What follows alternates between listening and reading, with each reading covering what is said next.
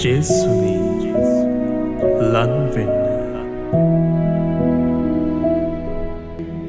ජේසු පිහිටයි ඔබට සුබ දවසක්. කිතුගේ මැදුරේ අද අපේ මාතෘකාව වන්නේ පාස්කු ඉරිදා කියන්නේ කුමක්ද කියන එක සම්බන්ධවයි. කුමක්ද මේ පාස්කු ඉරිදා කියන්නේ?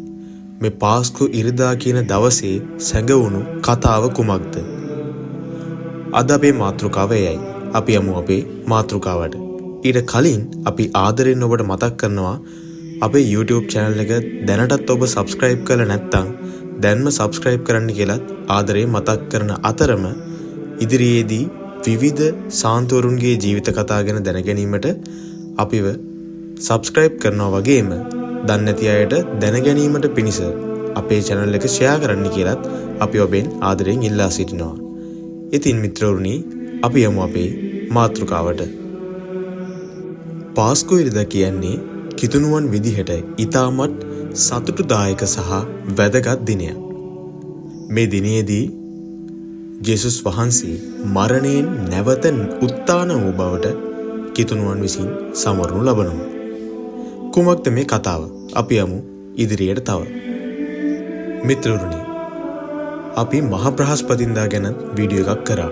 එතනදී ඒ දවසේ සිදුවුණු සිදුවීම ගැන අපි ඔබත් එක්ක බෙදාගත්තා. ඒ වගේම මහා සිකුරාදා කියන දවස ගැනත් අපි ඔබත් එක්ක බෙදාගත්තා. එදා දවසේ සිදුවෙච්ච විශේෂ සිදුවීම් ගැනත් අපි ඔබත් එක්ක බෙදාගත්තා. ඉතින් මිත්‍රවරුනි, අද අපේ මාතෘකාව වන්නේ පාස්කු ඉරිදා කියන දවසයි. ඉතින් එදින සිදු වූ දේවල් මොනවද කියලා අපි බලමු. ජේසුස් වහන්සේ කුරුසිය මත මරණයට පත් වූ පසුව එතුමාව ගල්ලෙනක තැන්පත් කරනවා. ඒ හදිසියේ ගල්ලෙනක තැන්පත් කිරීමට හේතුව වන්නේ පසුදින එළඹෙන්නේ සබත් දවස නිසා. සබත් දවසේ සියලුම දෙනා විවේකීව සිටිය යුතු නිසා එතුමාව ගල්ලෙනක තැන්පත් කරනවා. ඉතින් මිත්‍රවරුනි, සබත් දවස නිසා හදිසියේම ජේසුස් වහන්සේව මේ ගල්ලෙනි තැන්පත් කරලා ඔවුන් යනවා. පසුව ඒ කියන්නේ ඉරිදා උදෑසන ගල්ලෙන විවෘත කිරීමට පැමිණෙන්නේ මුලින්ම මරිය මග්දලේන සහ අනෙක් කාන්තාවන්ට දේවදූතයෙක් දැర్శණය වෙනවා. එතනදී දේවදූතයා මරිය මග්දලේනට පවසන්නේ ඔහු මෙහි නැත. ඔහු නැවත උත්ථාන වී වෙත.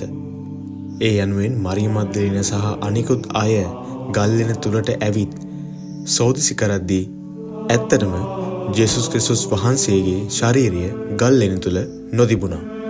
නමුත් එතුමාව ඔතා තිබූ රෙදි කඩ පමණක් ගල්ලෙන උඩ තිබුණා.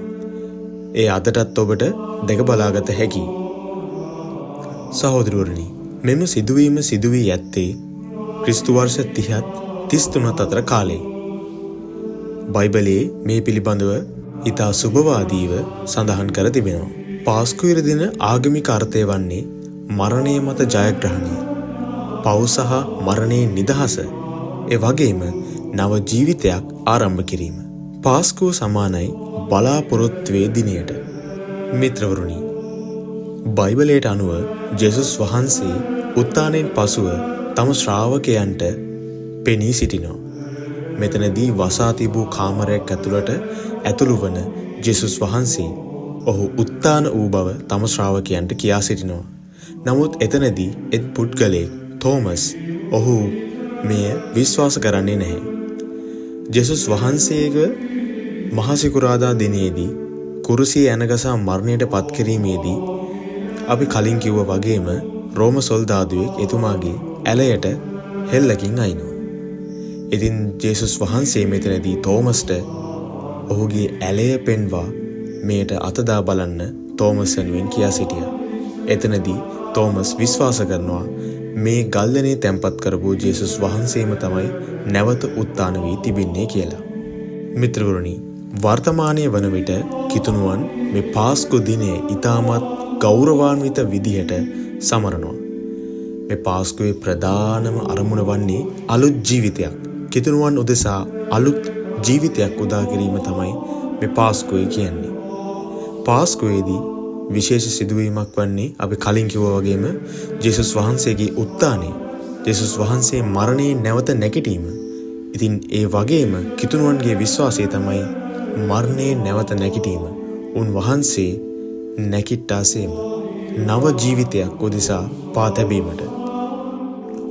මාගේ මිත්‍රවරුනි, පාස්කු ඉරිදායින් අපට ගෙනෙන වැදගත්ම පණිවිඩය වන්නේ අඳුරෙන් පසුව ආලෝකය පැමිණෙන බවත්, මරණයෙන් පසුව ජීවිතයක් ඇති බවත්, බලාපොරොත්තුව කිසිදා අත් නොහැලිය යුතු බවත් පාස්කුවෙන් අපට ගෙනෙනවා. ඉතින් මිත්‍රවරුනි, පාස්කුව සම්බන්ධ කෙටි වීඩියෝ එක අද දවසේ අපි සමාප්ත කරනවා. නැවතත් නැවුම් අලුත් වීඩියෝ එකක් සමගින් ඔබ හමුවේ මේ බලාපොරොත්තුවෙන් අදට අපි ඔබෙන් සමුගන්නවා.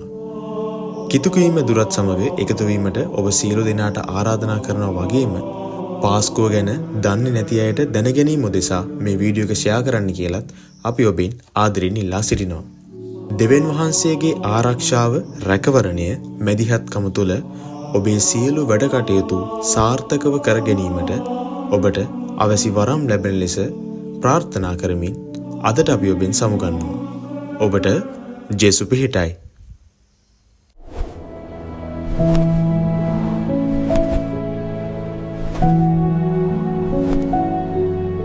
ජේසුනි ලන් වෙන්න.